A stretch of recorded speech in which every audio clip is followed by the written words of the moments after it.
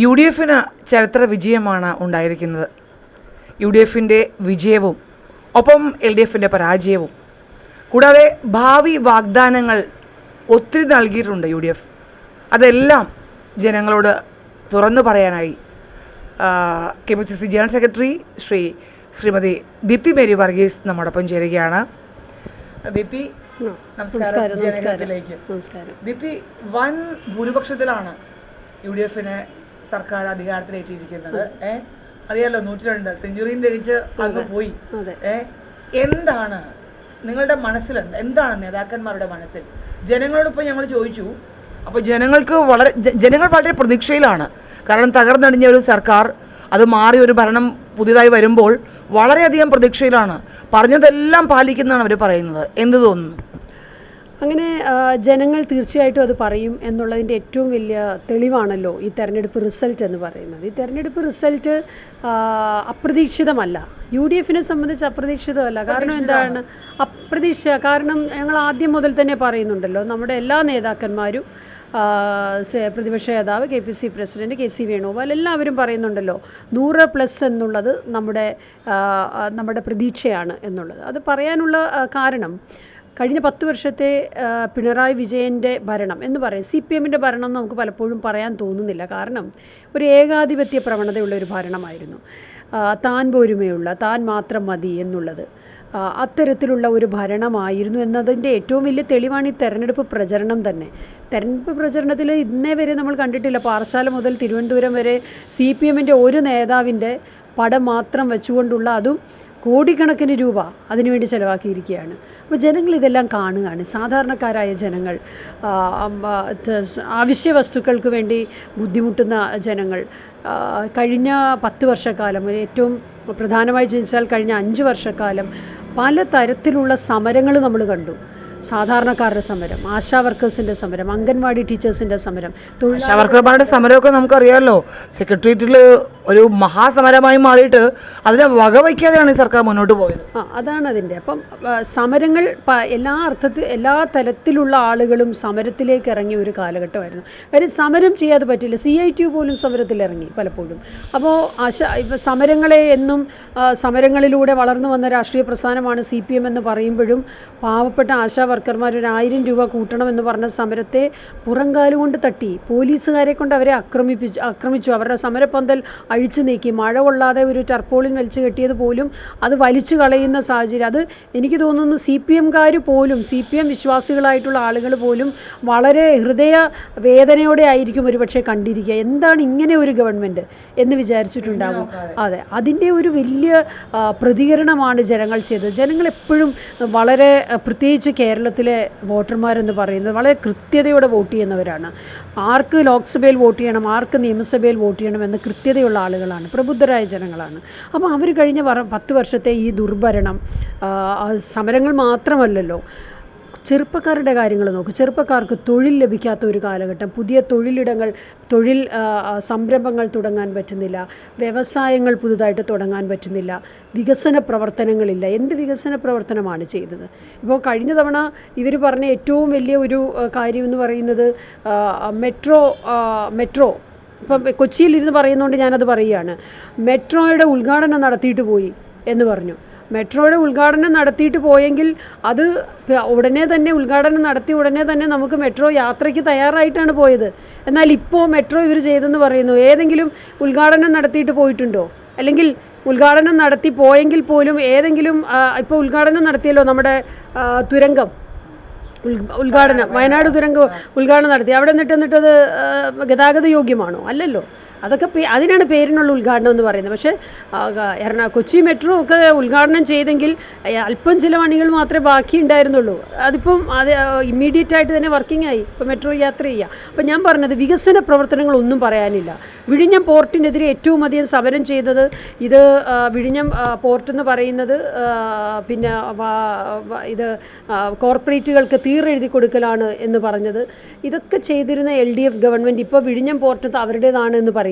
യഥാർത്ഥത്തിൽ വിഴിഞ്ഞം പോർട്ടിൻ്റെ എല്ലാ ഉത്തരവാദിത്തങ്ങളും അല്ലെങ്കിൽ അതിൻ്റെ മുഴുവൻ ക്രെഡിറ്റും എടുക്കാൻ കഴിയുന്നത് UDFനാണ്, ഉമ്മൻചാണ്ടിയുടെ ഗവൺമെൻറ്റിനാണ്. ആ കാലഘട്ടത്തിൽ ഇവർ സമരം നടത്തി, ഡൽഹി പോയി സമരം ചെയ്തു വിഴിഞ്ഞം പോർട്ടിനെതിരെ.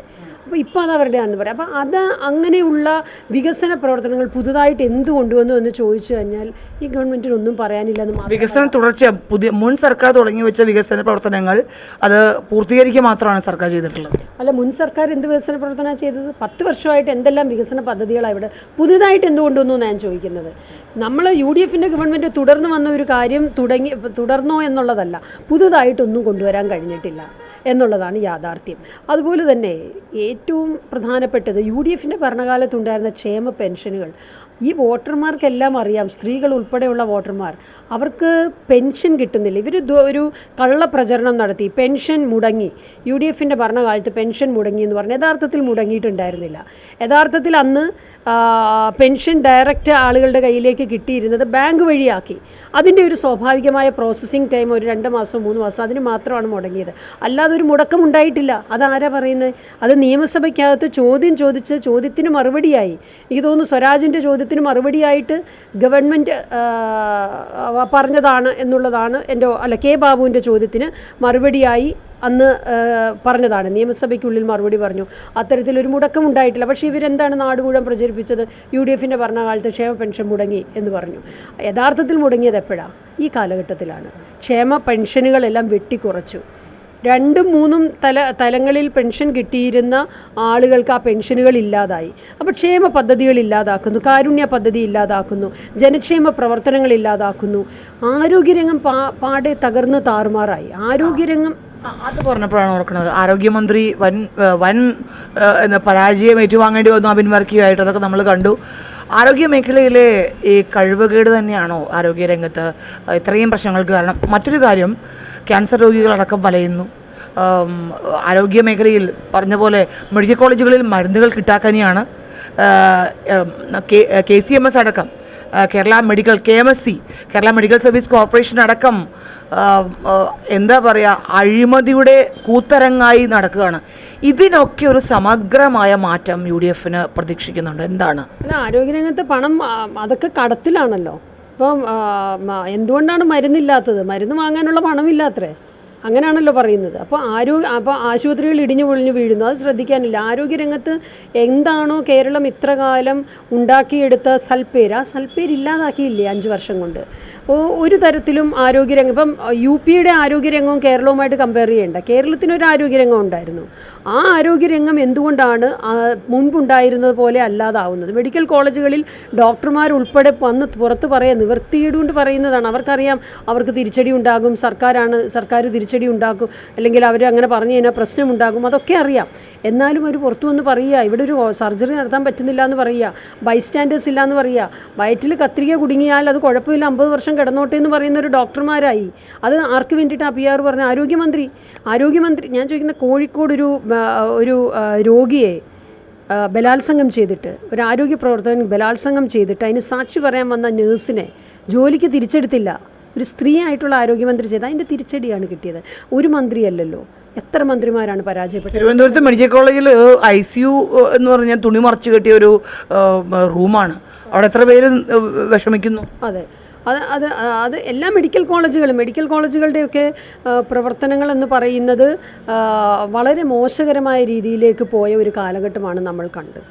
പിന്നെ മന്ത്രിമാരുടെ കാര്യം പറയുകയാണെങ്കിൽ ഇത് ആരോഗ്യമന്ത്രി മാത്രമല്ല, എല്ലാ മന്ത്രിമാരും വലിയ ഭൂരിപക്ഷത്തിന് തോറ്റല്ലോ. എല്ലാവരും പരാജയപ്പെടുകയാണ്. അപ്പം മന്ത്രിമാർ പരാജയപ്പെടുമെന്നുള്ളതും UDF പറഞ്ഞതാണ്, UDFൻ്റെ നേതാക്കന്മാർ പറഞ്ഞതാണ്. ഒരു ഡസനോളം മന്ത്രിമാർ പരാജയപ്പെടുമെന്ന് പറഞ്ഞു. അതേപോലെ തന്നെ പറ്റിയില്ല മുഴുവൻ മന്ത്രി. UDF വിചാരിച്ചിരുന്നോ ഇത്രയും തകർച്ച മന്ത്രിമാർക്കുണ്ടാവുന്നു? കാരണം നിങ്ങൾ തുടക്കം മുതൽ തന്നെ ഇവരുടെ തകർച്ച വിലയിരുത്തിയിരുന്നു. LDF മന്ത്രിമാർ ഇത്രയും പരാജയം ഏറ്റുവാങ്ങിയത് ഈ ഒരു ക്യാപ്റ്റൻസിയുടെ കീഴിൽ അവർക്ക് തുറന്ന് സംസാരിക്കാൻ സാധിക്കാത്തതും അവരുടെ പ്രവർത്തനങ്ങൾ കാഴ്ചവെക്കാൻ സാധിക്കാത്തതും, പിന്നെ ആരോഗ്യരംഗത്തും മുൻപ് പറഞ്ഞു ശൈലജ ടീച്ചർ കുറച്ചും കൂടി മെച്ചപ്പെട്ട പ്രവർത്തനം കാഴ്ചവെച്ചിരുന്നു, അതൊക്കെ മാറ്റി പുതിയ ആൾ വരുന്നു. ഇതെല്ലാം അവർക്കൊരു സംതൃപ്തി ഇല്ലായ്മയായിരുന്നോ ഭരണത്തിൽ? ഒരു ഭരണ അധികാരി എന്ന് പറയുമ്പോൾ, മുഖ്യമന്ത്രി എന്ന് പറയുമ്പോൾ ഫസ്റ്റ് എമംഗ് ഈക്വൽസ് അല്ലേ? അപ്പോൾ ആ ഒരു ഫസ്റ്റ് എമംഗ് ഈക്വൽസ് എന്നുള്ള ഒരു ഡെമോക്രാറ്റിക് രീതി, ജനാധിപത്യ രീതി ഈ മന്ത്രിസഭയ്ക്ക് ഉണ്ടായിരുന്നില്ല എന്നാണ് നമ്മൾ മനസ്സിലാക്കുന്നത്. അത് റിയാസ് ഒഴിച്ച് റിയാസ് എന്ന മരുമകൻ ഒഴിച്ച് ബാക്കിയുള്ള മന്ത്രിമാർക്കൊന്നും തന്നെ അഭിപ്രായം പോലും പറയാനുള്ള സ്വാതന്ത്ര്യം ഉണ്ടായിരുന്നില്ല എന്നുള്ളത് ഏറ്റവും പ്രധാനപ്പെട്ട കാര്യമാണ്. കാരണം ഒരു മേഖലയിൽ എന്തൊക്കെ ന്യൂനതകളാണ്, കോട്ടങ്ങളാണ് ഉണ്ടാകുന്നത് എന്നുള്ളത് വിലയിരുത്തുമ്പോൾ നിഷ്പക്ഷമായി വിലയിരുത്തി അതിന് റെക്ടിഫിക്കേഷൻ, അതിന് പരിഹാരം കാണണം. അങ്ങനെ ഒരു അഡ്മിനിസ്ട്രേഷൻ മുഖ്യമന്ത്രി നടത്തിയതായിട്ട് കാണുന്നില്ല. അല്ലെങ്കിൽ ഇത്രയും കെടുകാര്യസ്ഥത എല്ലാ മന്ത്രിമാർക്കും ഉണ്ടാവില്ല. CPIയുടെ മന്ത്രിമാർ പലപ്പോഴും കലഹിക്കുന്നത് നമ്മൾ കണ്ടു, പല വിഷയങ്ങളിലും അവർ കലഹിക്കുന്നത് കണ്ടു. പക്ഷേ അവർക്ക് പോലും ഒരു ഘട്ടം കഴിയുമ്പോൾ ഇവർക്ക് കീഴടങ്ങി നിൽക്കേണ്ട, മുഖ്യമന്ത്രിക്ക് കീഴടങ്ങി നിൽക്കേണ്ട ഒരു സാഹചര്യം. പക്ഷേ ആ കലഹം കൊണ്ടായിരിക്കും CPI മന്ത്രിമാരെല്ലാം വിജയിച്ച് കയറിയതെന്ന് തോന്നുന്നു. CPI മന്ത്രിമാർ എല്ലാവരും വിജയിച്ചു. GRNL കെ രാജൻ, ഒപ്പം PR പ്രസാദ്, അങ്ങനെ കൃഷിമന്ത്രി, റവന്യൂ മന്ത്രി, മറ്റു മന്ത്രി ചിഞ്ചുറാണി പോയി. എന്നാലും എനിക്ക് തോന്നുന്നു അവരും അതൃപ്തരായിരുന്നു. അവർ അതൃപ്തരായിരുന്നു. അവരുടെയും പ്രവർത്തനങ്ങളെ തീർച്ചയായിട്ടും ഇതൊരു മൊത്തത്തിലുള്ള പ്രവർത്തനമാണല്ലോ വിലയിരുത്തപ്പെടുന്നത്. അപ്പോൾ അവർക്കും അത് നല്ല രീതിയിൽ അത് ബാധിച്ചിട്ടുണ്ട്. പക്ഷേ അവർ പലപ്പോഴും എതിരഭിപ്രായം അല്ലെങ്കിൽ വിമർശനം ഉന്നയിച്ചപ്പോൾ ആ വിമർശനങ്ങളെ ഒന്നും ശരിയായ രീതിയിൽ കണ്ട് പരിഹാരം കാണാനുള്ള ഒരു ശ്രമം CPM എന്ന രാഷ്ട്രീയ പ്രസ്ഥാനത്തിൻ്റെ ഭാഗത്തുനിന്നും ഉണ്ടായിട്ടില്ല. CPM എന്ന് പറയാൻ പറ്റില്ല, പിണറായി വിജയൻ്റെ ഭാഗത്തുനിന്നും ഉണ്ടായിട്ടില്ല. അതുകൊണ്ടാണല്ലോ ഇപ്പം ഞാനിപ്പോൾ ഒരു കോൺഗ്രസ്സുകാരി പറയുമ്പോൾ ഏകപക്ഷീയമായി പാർട്ടിക്ക് CPMനെതിരെ പറയുന്നു എന്ന് വിചാരിക്കുക. ഞാനല്ലല്ലോ പറയുന്നത്. ജയരാജൻ പറഞ്ഞില്ലേ, P. ജയരാജൻ പറഞ്ഞില്ലേ, EP ജയരാജൻ്റെ മകൻ കഴിഞ്ഞ ദിവസം ഒരു ഫേസ്ബുക്ക് പോസ്റ്റ് ഇട്ടിരുന്നല്ലോ. കോടിയേരി ബാലകൃഷ്ണൻ്റെ മകൻ ഫേസ്ബുക്ക് പോസ്റ്റ് ഇട്ടു. അപ്പോൾ പലരും പറയുന്നുണ്ട് കോടിയേരിയെ പോലെയുള്ള ഒരു നേതാവില്ലാത്തത് കൊണ്ടാണെന്ന് CPMകാർ പറയുന്നുണ്ട്. അപ്പം യഥാർത്ഥത്തിൽ അങ്ങനെ നല്ലൊരു നേതൃത്വം പോലും CPMനില്ല. ഗോവിന്ദൻ്റെ ഗോവിന്ദൻ മാഷിൻ്റെ നേതൃത്വത്തെ പോലും വെല്ലുവിളിച്ചു. ഈ തെരഞ്ഞെടുപ്പും ഈ റിസൾട്ടിനും ശേഷം ഭാര്യയ്ക്ക് സീറ്റ് കൊടുത്ത ഉൾപ്പെടെയുള്ള കാര്യങ്ങളിൽ പാർട്ടി സഖാക്കന്മാർ തന്നെയാണ് എതിരായത്. അപ്പോൾ ഞാൻ ചോദിച്ചോട്ടെ, നമ്മളിപ്പോൾ ഇരിക്കുന്ന തൃക്കാക്കര നിയോജക മണ്ഡലത്തിലാണ്. തൃക്കാക്കര നിയോജക മണ്ഡലത്തിൽ നമ്മൾ പ്രതീക്ഷിക്കുന്ന ഒരു പരമാവധി വോട്ട് എന്ന് പറയുന്നത് 23 മുതൽ 25. പക്ഷേ ഹാഫ് സെഞ്ചുറി കടന്നതിൻ്റെ കാരണം CPM ആണ് വിലയിരുത്തേണ്ടത്. ഏകാധിപത്യ പ്രവണത എന്ന് പറയുന്നത് ഒരു രാഷ്ട്രീയ പ്രസ്ഥാനത്തിനും ഭൂഷണമല്ല എന്നുള്ളത് പിണറായി വിജയൻ്റെ ഈ ഭരണം നമ്മളെ കാണിക്കുകയാണ്. ഇപ്പോൾ ഇന്ത്യയിലുള്ള രാജ്യത്തുള്ള മുഴുവൻ ഭരണാധികാരികൾക്കും മുഖ്യമന്ത്രിമാർക്കും ഇനി മുഖ്യമന്ത്രി ആകാൻ പോകുന്നവർക്ക് ഇതൊരു പാഠമാണ്. ഒരിക്കലും ഞാൻ ഒറ്റയ്ക്കാണ് ഇത് ചെയ്തത്, അല്ലെങ്കിൽ ഞാൻ മാത്രം മതി, എൻ്റെ തീരുമാനങ്ങൾ മാത്രം മതി, എനിക്ക് മാത്രമേ എല്ലാം ചെയ്യാൻ പറ്റുള്ളൂ എന്നുള്ള ഒരു ആറ്റിറ്റ്യൂഡ് ഏതെങ്കിലും അത്തരത്തിലൊരു ആറ്റിറ്റ്യൂഡ് ആർക്കെങ്കിലും ഉണ്ടെങ്കിൽ അത് ഏത് രാഷ്ട്രീയ പ്രസ്ഥാനത്തിൽ പെട്ടതാണെങ്കിലും ഇതായിരിക്കും ഇങ്ങനെ ഒരു പതനമായിരിക്കും എന്നുള്ളതിൻ്റെ കാര്യത്തിൽ സംശയം. മറ്റു കാര്യങ്ങളിലേക്ക് വരികയാണെങ്കിൽ ദിത്തി, നമുക്ക് ഇനിയിപ്പോൾ പ്രതീക്ഷ നിങ്ങളിലാണ്. അതുകൊണ്ട് തന്നെയാണ് സെഞ്ചുറിയും കടന്ന് ജനങ്ങൾ നിങ്ങളെ തിരഞ്ഞെടുത്തത്. ഇപ്പോൾ ഞങ്ങൾ ജനഹിതത്തിൽ മുഴുവൻ കേട്ടത് പറഞ്ഞ വാഗ്ദാനങ്ങളാണ്. KSRTC ബസ്സിലടക്കം സ്ത്രീകൾക്ക് സൗജന്യ യാത്ര, പെൻഷൻ കൂട്ടുന്നു. ഇതിനൊക്കെയുള്ള പണം എവിടെ എന്നുള്ളത് രണ്ടാമത്തെ ചോദ്യം. എങ്ങനെയാണ് ഉദ്ദേശിക്കുന്നത്? എന്താണ് ഭരണമാറ്റം എങ്ങനെയാണ്? ഈ പണം എവിടെയെന്നുള്ള കാര്യത്തിന് ഞാൻ ഒരു ഉദാഹരണം പറഞ്ഞുതരാം. നമ്മളിപ്പോൾ ഈ ഇരിക്കുന്ന സ്ഥലത്തിന് തൊട്ടപ്പുറത്താണല്ലോ കലൂർ സ്റ്റേഡിയം പണിയുന്ന സമയത്ത് കരുണാകരൻ പലപ്പോഴും പറഞ്ഞ ഒരു കാര്യം നമ്മൾ ആലോചിക്കണം. 1 രൂപ പോലും കയ്യിലില്ലാതെയാണ് പണി തുടങ്ങിയത്. അതുപോലെ തന്നെ നമ്മുടെ നെടുമ്പാശ്ശേരി എയർപോർട്ട്, അതെനിക്ക് തോന്നുന്നു അന്ന് അതിൻ്റെ MD ആയിരുന്ന ശ്രീ കുര്യൻ ഉൾപ്പെടെയുള്ള ആളുകൾ പറഞ്ഞിട്ടുണ്ട്. പണം VJ കുര്യൻ ഉൾപ്പെടെയുള്ളവർ പറഞ്ഞിട്ടുണ്ട്, എവിടെ നിന്നാണ് പണം സമാഹരിക്കേണ്ടതെന്നുള്ള ഒരു ധാരണയും ഉണ്ടായിരുന്നില്ല എന്ന് പറഞ്ഞു. പക്ഷേ ഒരു യഥാർത്ഥ ഭരണാധികാരി എന്ന് പറഞ്ഞാൽ അത് സമാഹരിച്ച് കൊണ്ടുവന്ന ആ പദ്ധതി നടപ്പിലാക്കുന്നതാണ് യഥാർത്ഥ ഭരണാധികാരി. അതിനുള്ള നിശ്ചയദാർഢ്യമുള്ള ഒരു ഭരണാധികാരിയാണെങ്കിൽ അത് നടന്നിരിക്കും. എങ്ങനെ എവിടെ നിന്ന് പണം വരുന്നു എന്നുള്ളത് രണ്ടാമത്തെ കാര്യമാണ്. ജനഹിതപ്രകാരമായ പദ്ധതി പ്രഖ്യാപിക്കുക എന്നുള്ളതാണ്. ഇപ്പോൾ KSRTCയിൽ സ്ത്രീകൾക്ക് സൗജന്യ യാത്ര എന്ന് പറയുമ്പോൾ കുറേ സ്ത്രീകൾ എന്നോട് ചോദിച്ചു, ഇതുകൊണ്ട് എന്താ കുറച്ച് പേര് എന്ന് വെച്ചാൽ സാധാരണക്കാരായ അത് നടക്കുമോ എന്ന് മാത്രമല്ല അതാണോ വലിയൊരു പ്രശ്നമായി നിങ്ങൾ കാണുന്നത് എന്നൊക്കെ ചോദിച്ചവരുണ്ട്. അതും വലിയ കാര്യമാണ്. അത് ചോദിച്ചവരുണ്ട്. അതൊരു പ്രശ്നമാണ്. കാരണം എന്താണെന്നറിയോ സുവിധ, ഈ നമ്മുടെ ഇവിടെ പണിയെടുക്കുന്ന ആളുകൾ, തുണിക്കടയിൽ ജോലി ചെയ്യുന്നവർ, കൂലിപ്പണിക്കാർ, അതുപോലെ തന്നെ ആശാ വർക്കേഴ്സിനെ പോലെയുള്ളവർ, അതെ, വീട്ടുപണി ചെയ്യുന്നവർ, അങ്ങനെയെന്ന് വെച്ചാൽ തുച്ഛമായ ശമ്പളം കൊണ്ട് ഒരു വീട് കൊണ്ടുപോകണം എന്നുള്ള, മിക്കവാറും സ്ത്രീകളാണല്ലോ ഒരു വീടിൻ്റെ ധനകാര്യം കൈകാര്യം ചെയ്യുന്നത്. അപ്പോൾ അവർക്ക് കിട്ടുന്ന ഒരു 10 രൂപ ലാഭം പോലും, ഒരു 20 രൂപ ലാഭം ഒരു ദിവസം കിട്ടുന്നുണ്ടെങ്കിൽ അത് അവരുടെ കുടുംബ ബഡ്ജറ്റിന് ആവശ്യമായി വരും. അപ്പോൾ അങ്ങനെ ജോലി ചെയ്യുന്ന ധാരാളം സ്ത്രീകൾ കേരളത്തിലുണ്ട്. കേരളത്തിലാണ് ഏറ്റവും അധികം ജോലി ചെയ്യുന്ന സ്ത്രീകളുള്ളത്. അപ്പോൾ അത്തരത്തിലുള്ള സ്ത്രീകൾക്ക് ഒരു ചെറിയ സഹായമാണ് സൗജന്യ ബസ് യാത്ര എന്ന് പറയുന്നത്. അപ്പോൾ എല്ലാവർക്കും കാറുള്ളവരുണ്ട്, സ്കൂട്ടറുള്ളവരുണ്ട്, ഇത് വലിയ കാര്യമാണോ എന്ന് അത്തരത്തിലുള്ള ആളുകൾക്ക് ഒരുപക്ഷെ ചിന്തിക്കാൻ പറ്റും. പക്ഷേ ഇങ്ങനെ ഒരു വലിയൊരു സെക്ടർ നമുക്കുണ്ട്, സ്ത്രീകളുണ്ട്. കാരുണ്യ നിർത്തിയ മട്ടമാണല്ലോ ഉമ്മൻചാണ്ടി കൊണ്ടുവന്നതാണ് കാരുണ്യ കൊണ്ട് ധാരാളം പേർക്ക് ആശ്വാസമായിട്ടുണ്ട്. കാരണം ക്യാൻസർ പേഷ്യൻ്റൊക്കെ ധാരാളമുള്ള നമ്മുടെ മേഖലയിൽ കാരുണ്യ ഒന്ന് പുനരുജ്ജീവിപ്പിച്ച് ഉമ്മൻചാണ്ടിക്ക് ഒരു ട്രിബ്യൂട്ട് പോലെ നിങ്ങളത് കൊണ്ടുവരുമോ? എങ്ങനെയാണ് അത്? തീർച്ചയായിട്ടും അത് തിരിച്ചു വരേണ്ടതാണ്. അതിനുള്ള കാര്യങ്ങളുണ്ടാവും. കാരണം ക്യാൻസർ പേഷ്യൻസ് മാത്രമല്ല, കിഡ്നി പേഷ്യൻസ്, ഡയാലിസിസ് പേഷ്യൻസ് ഉണ്ടല്ലോ, അതുപോലെ തന്നെ ഹാർട്ട് സർജറി ചെയ്യുന്നവരുണ്ട്, ലിവർ ആയി ബന്ധപ്പെട്ട അസുഖമുള്ളവർ, അപ്പോൾ ഡെഫ് ആൻഡ് ഡം ഉണ്ട്, കേൾവി ഇല്ലാത്തവർക്ക് നമ്മളന്ന് കോക്ലിയ ഇംപ്ലാന്റ് ചെയ്തത്. അപ്പം അത്തരം ക്ഷേമ പദ്ധതികൾ ജനങ്ങൾക്കായി ചെയ്യാൻ കഴിയണം. കാരണം ഇതൊന്നും ചെയ്യാൻ പറ്റാതെ പ്രയാസപ്പെടുന്ന ധാരാളം ആളുകൾ നമ്മുടെ നാട്ടിലുണ്ട്, നമ്മുടെ സംസ്ഥാനത്തുണ്ട്.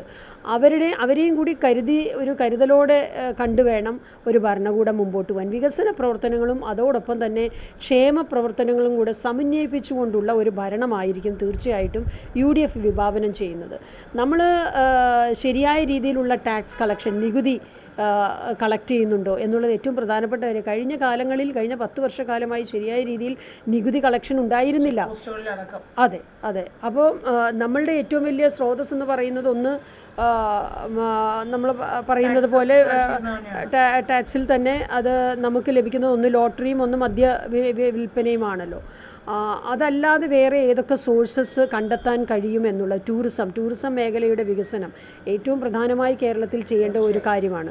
അപ്പോൾ അങ്ങനെ പുതിയ മേഖലകളിൽ എന്തൊക്കെ ചെയ്യാൻ കഴിയും, ഏതൊക്കെ രീതിയിൽ നമുക്ക് പണസമാഹരണം കേരളം പോലുള്ള ഒരു കൺസ്യൂമർ സ്റ്റേറ്റിൽ നടത്താൻ കഴിയുമെന്നുള്ളത്. ഇപ്പോൾ വ്യവസായങ്ങൾ നമ്മുടെ ചെറുപ്പക്കാർക്ക് ഇവിടെ വ്യവസായം തുടങ്ങാൻ പറ്റുന്ന വ്യവസായ സൗഹൃദ സംസ്ഥാനമാക്കി മാറ്റിയെന്ന് ഈ ഇടതുപക്ഷ സർക്കാർ പറഞ്ഞെങ്കിലും ഒന്നും നടന്നിട്ടില്ല ഇവിടെ. ആർക്കാണ് ഇവിടെ തുടങ്ങാൻ പറ്റുക? ഒരു പുതിയൊരു വ്യവസായം തുടങ്ങാൻ, ഫ്രീ ആയിട്ട് തുടങ്ങാൻ പറ്റുന്നത് ആർക്കാണ്? ഇപ്പോൾ മറ്റ് സംസ്ഥാനങ്ങൾ, ഇപ്പോൾ കർണാടകയോ തെലുങ്കാനയോ ഒക്കെ പോയി നോക്കണം, അവിടെയൊക്കെ അതിനൊക്കെ വളരെ കുറേയും കൂടി എളുപ്പത്തിലാണ് കാര്യങ്ങൾ നടക്കുന്നത്. അപ്പോൾ കേരളത്തിൽ അങ്ങനെ ഒരു സാഹചര്യം ഉണ്ടാവണം. ദീപ്തി ഇപ്പോൾ സൂചിപ്പിച്ചതുപോലെ തന്നെ നമ്മൾ കേരളം എന്ന ആളുകൾ കേൾക്കുമ്പോൾ തന്നെ നമുക്ക് ഇവിടുത്തെ പ്രകൃതി ഭംഗി ആസ്വദിക്കാൻ വരുന്നത്, അത് വളരെ പ്രത്യേകതയാണ് ടൂറിസം എന്നുള്ളത്. അതും ഒപ്പം ആയുർവേദയും കൂടെ സമന്വയിപ്പിച്ച് ഒത്തിരി ആയുർവേദ കേന്ദ്രങ്ങളുണ്ട്. ആയുർവേദയ്ക്കും ടൂറിസത്തിനും ഒക്കെ പ്രാധാന്യം നൽകാൻ കേരളം മാത്രമേ ഉള്ളൂ. അത് എങ്ങനെയായിരിക്കും? ടൂറിസം രംഗത്ത് വളരെ ഉണർവായിരിക്കും. ടൂറിസ്റ്റുകൾ ഇങ്ങോട്ട് വരുന്നത് കൂടി അവർ ഇവിടെ കാണുന്നു, ഇവിടെ നിക്ഷേപം നടത്തുന്നു, അവർക്ക് കൂടുതൽ സാഹചര്യങ്ങൾ ഒരുക്കി കൊടുക്കാൻ ഈ സർക്കാർ പ്രതിജ്ഞാബദ്ധരാണ്. എന്താണ് നമ്മളുടെ ഇപ്പോൾ പല മേഖലകളും ഉണ്ടല്ലോ, പല മേഖലകളും ടൂറിസം വികസനത്തിന് വേണ്ടി നമുക്ക് ചെയ്യാൻ പറ്റും. നമ്മുടെ ബാക്ക് വാട്ടേഴ്സ്, അതുപോലെ തന്നെ നമ്മളുടെ ഹൈ റേഞ്ച്, അവിടെയൊക്കെ ശരിക്കും പറഞ്ഞാൽ ഇപ്പോൾ മൂന്നാർ പോലും ശരിയായ രീതിയിലുള്ളൊരു ടൂറിസം വികസനം അവിടെ നടക്കും. നമ്മുടെ ഏറ്റവും അടുത്തുള്ളൊരു സ്ഥലമായതുകൊണ്ട് ഞാൻ പെട്ടെന്ന് പറഞ്ഞതാണ്. അതുപോലുള്ള നിരവധി സ്ഥലങ്ങളുണ്ട്, നമ്മളൊന്നും കാണാത്ത അറിയാത്ത ഒത്തിരി. അതെ ഉണ്ട്. പക്ഷി നിരീക്ഷണ കേന്ദ്രമുണ്ട്, നമ്മുടെ മുളവുകാട് തന്നെയുണ്ട് ധാരാളം. അങ്ങനെ അപ്പോൾ പ്രകൃതി തന്നെ നമുക്ക് വരദാനമായി തന്നിരിക്കുന്ന ഒത്തിരി സോഴ്സസ് ഉണ്ട് ടൂറിസം മേഖലയിൽ. അത് നമ്മൾ ശരിയായി വികസിപ്പിച്ചാൽ തന്നെ വലിയൊരു ടൂറിസം കേന്ദ്രമായി കേരളം മാറും. എനിക്ക് തോന്നുന്നു മറ്റുള്ള സ്ഥലങ്ങളിൽ, ഞാനിപ്പോൾ കഴിഞ്ഞ ഏതാനും ദിവസങ്ങൾക്ക് മുമ്പ് മലേഷ്യ, സിംഗപ്പൂർ യാത്ര നടത്തിയിരുന്നു. അപ്പോൾ ഞാൻ അവിടെ ചെന്ന് ഓരോ കാര്യങ്ങളും കാണുമ്പോൾ നോക്കുകയാണ്, ഇതിലുമൊക്കെ എത്രയോ മനോഹരമായ പ്രകൃതി തന്നെ നമുക്ക് തന്നിട്ടുള്ള ഒരു കാര്യമാണ് കേരളം എന്ന് പറയുന്നത്. മാത്രമല്ല ഇവിടുത്തെ ക്ലൈമറ്റ്, ഞാൻ പറയുന്നത് ഇവിടുത്തെ മഴ പോലും ടൂറിസത്തിന് യോജിച്ചതല്ലേ. നമുക്ക് വേനലിൽ ഒരു മഴ കിട്ടുന്നു, പിന്നെ ഒക്ടോബർ മാസത്തിൽ ഒരു തുലാമഴ കിട്ടുന്നു, മൺസൂൺ മഴ കിട്ടുന്നു, തുലാമഴ കിട്ടുന്നു, വേനൽ മഴ കിട്ടുന്നു. ഈ മഴ തന്നെ ആസ്വദിക്കാൻ നമ്മുടെയൊക്കെ പല സംസ്ഥാനങ്ങളിൽ നിന്നും പല രാജ്യങ്ങളിൽ നിന്നും എത്രയോ ആളുകൾക്ക് വരാൻ പറ്റും. അപ്പം നമ്മുടെ പ്രകൃതിയെ ശരിയായ രീതിയിൽ സംരക്ഷിച്ച് ടൂറിസം വികസനം ചെയ്താൽ തന്നെ വലിയൊരു നമുക്കൊരു ഇൻകം സോഴ്സായി മാറും അത് എന്നുള്ളത് ഒരു സംശയമില്ലാത്ത കാര്യമാണ്. പുതിയ മന്ത്രിസഭയിൽ എങ്ങനെയാണ് ഇപ്പോൾ കുറച്ച് സ്ത്രീകൾ, ആ സ്ത്രീകളെല്ലാം എനിക്ക് തോന്നുന്നു വിജയിച്ചു വന്നു. ഷാനിമോൾ ഉസ്മാൻ അടക്കം, ഉമാ തോമസ് അടക്കം, ബിന്ദു കൃഷ്ണ അടക്കം, അങ്ങനെ പറയാൻ കുറച്ച് പേരുള്ള രമ്യ ഹരിദാസ് അടക്കം. അപ്പോൾ മുഴുവൻ സ്ത്രീ നേതാക്കളും വിജയിച്ചു വന്നിരിക്കുകയാണ്. എന്താണ് സ്ത്രീകളുടെ പ്രതീക്ഷ? മന്ത്രിസഭയിൽ ഇടം കിട്ടുമോ? അത് മാത്രമല്ല, എന്തെല്ലാം സ്ത്രീകൾക്ക് പ്രാതിനിധ്യം ഈ സർക്കാർ UDF സർക്കാർ നൽകുമോ? എങ്ങനെയാണ്? റെക്കോർഡാണെന്ന് തോന്നി ഇപ്രാവശ്യത്തെ സ്ത്രീകളുടെ വിജയം എന്ന് പറയുന്നത്. കാരണം എല്ലാ പ്രാവശ്യവും ഒരെണ്ണം വെച്ച് വിജയിച്ചുകൊണ്ടിരുന്ന എല്ലാവരും അല്ല, ഒരാളെ പരാജയപ്പെട്ടു, നമ്മുടെ മാവേലിക്കര പരാജയപ്പെട്ടു. പിന്നെ അതെ, ലീഗിൽ വനിതാ MLA വന്നു എന്നുള്ളത് ഏറ്റവും പ്രധാനപ്പെട്ട. ഫാത്തിമയുടെ വിജയം ഏറ്റവും സന്തോഷത്തോടെ കാണുന്ന ആളുകളാണ് നമ്മളൊക്കെ, അല്ലേ? ഈ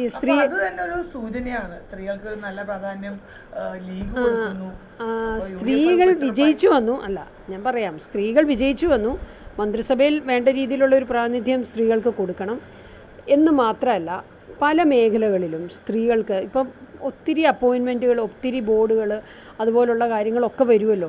നല്ല കഴിവുള്ള ധാരാളം സ്ത്രീകൾ, അവരെയും കൂടി ഒക്കെ അക്കോമഡേറ്റ് ചെയ്യണം. എല്ലാം പുരുഷന്മാർക്ക് മാത്രം കൊടുക്കാതെ ഒരു ചെറിയ ശതമാനം സ്ത്രീകൾക്കും കൂടി കൊടുക്കാൻ തയ്യാറാകണം. അപ്പം മാത്രമേ ആ ഒരു പൂർണ്ണമായിട്ടും ആ സ്ത്രീകളെ സംരക്ഷിച്ചു എന്ന് പറയാൻ പറ്റുള്ളൂ.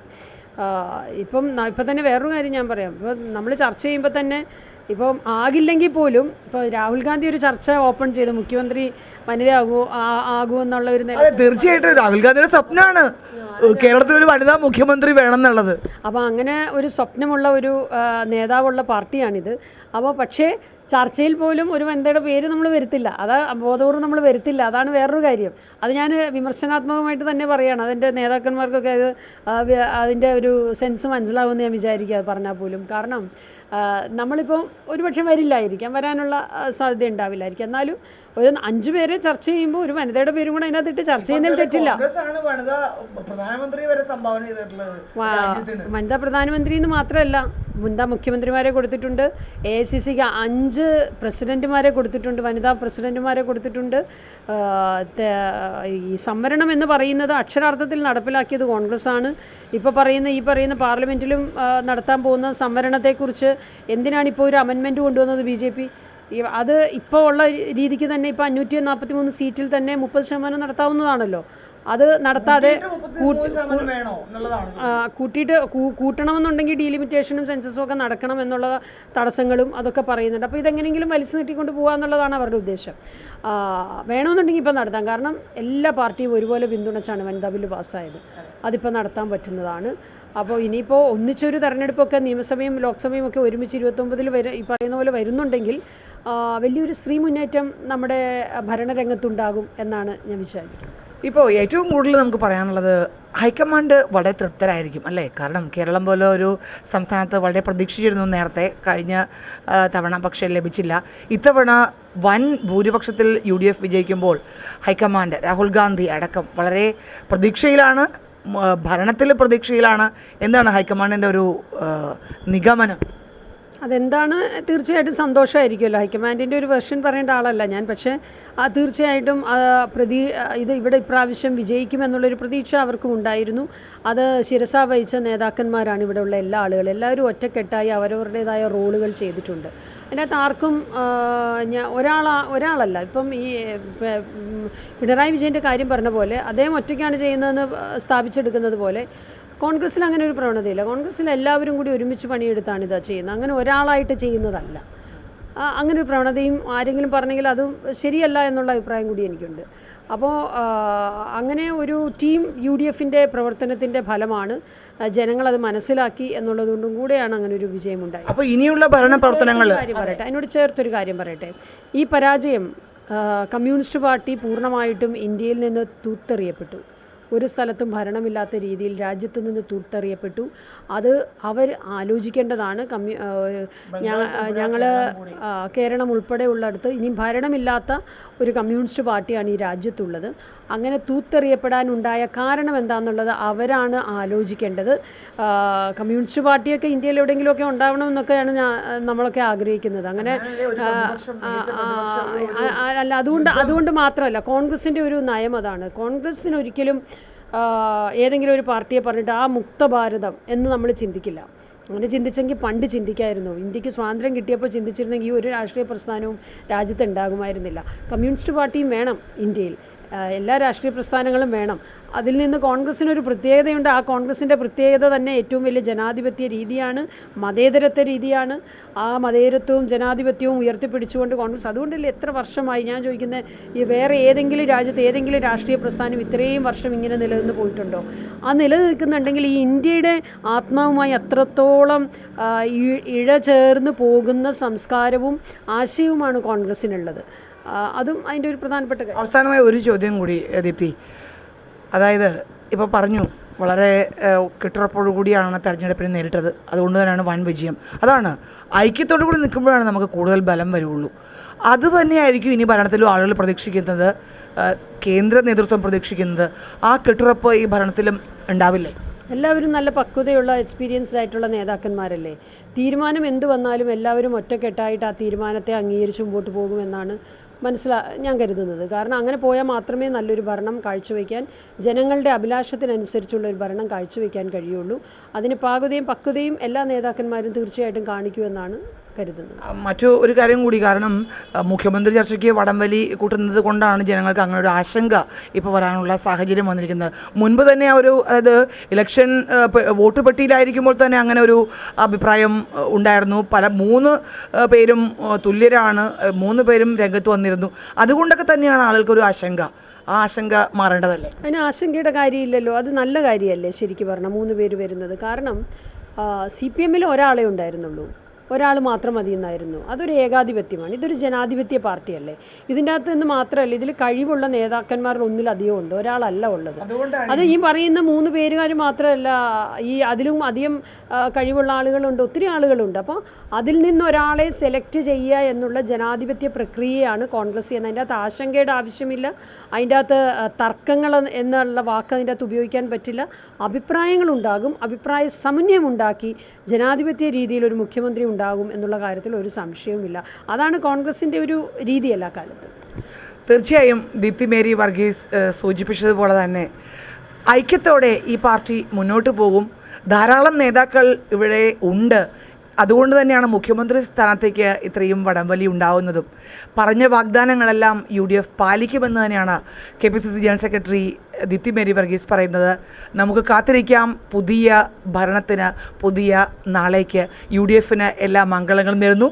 ജനഹിതം 2026-ൽ നമ്മളും ആഗ്രഹിക്കുന്നത് അത് തന്നെയാണ്. Thank you so much Deepthi.